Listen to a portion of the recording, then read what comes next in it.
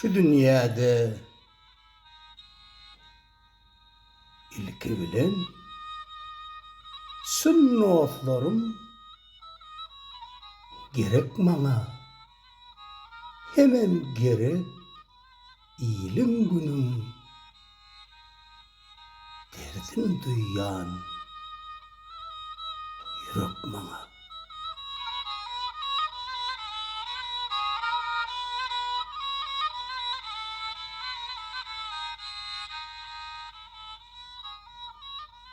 Armanım yok, dost ağlarına menem bile ağlap bilsem, ağrı bozyan pis sözleri yalın bolup çağlap bilsem.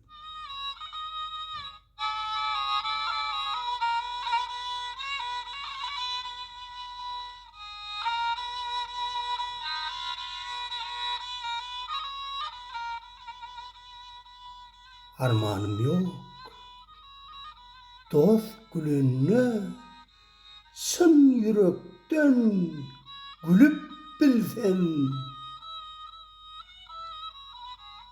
hemen dostu ayap bir gün ona derek ölüp bilsem.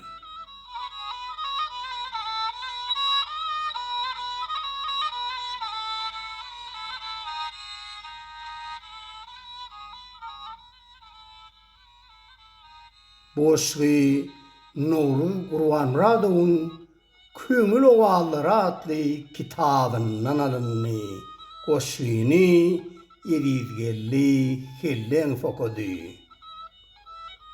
Aman Ağacıkov'un Sorama adlı salyny Yaşa Ural Muhammedov yerine getirdi. Köp sağ olun.